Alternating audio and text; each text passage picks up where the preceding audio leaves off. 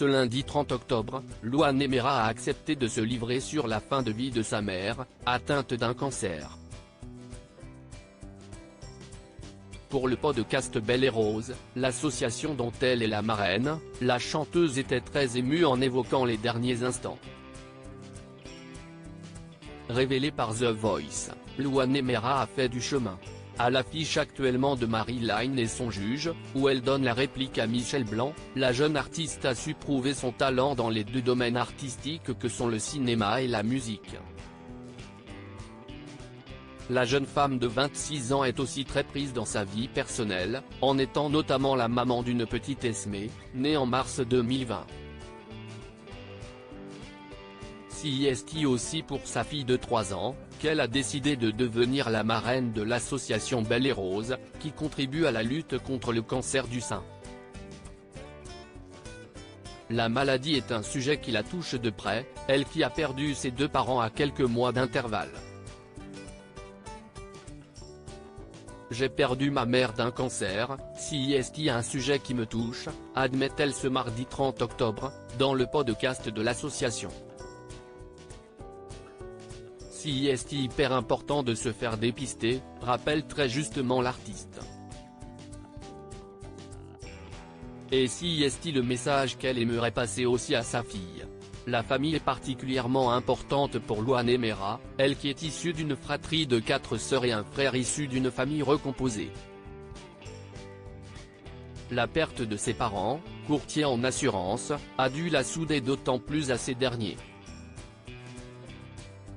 À leur mort, l'interprète de Secret a été gardée également par une nourrice, Monique, qui lui a transmis sa passion pour la musique. Pour elle, les choses négatives et les drames sont bons à transformer en moments forts et peuvent apporter du changement positif dans la vie. Derrière tout ça, on voit les choses autrement, confie-t-elle. Au sujet du rôle d'accompagnant, elle le connaît puisqu'elle l'a été pour sa mère. Je l'ai été, c'est un rôle qui n'est pas simple. C'est difficile parce qu'on souffre même si pas autant. Et puis, on a tout le temps peur de voir les gens partir. Il faut trouver sa place sans faire peur à la personne qui est déjà en train de vivre quelque chose de terrible. En l'accompagnant, en essayant d'être le plus solaire possible, se souvient-elle. C'est pas facile mais c'est beau, conclut-elle.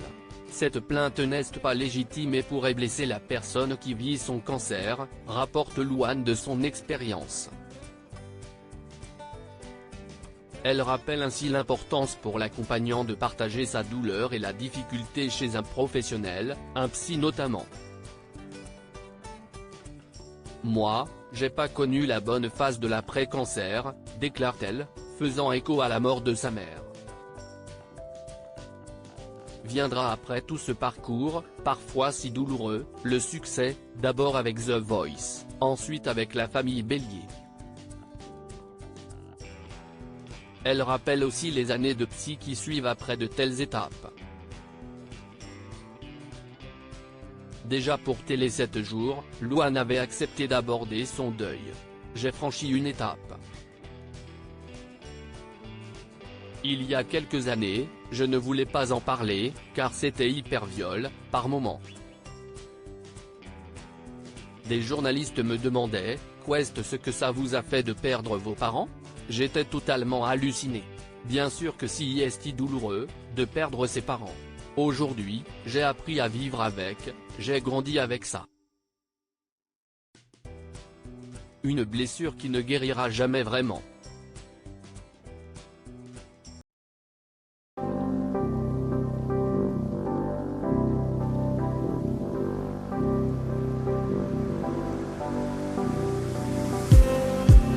Just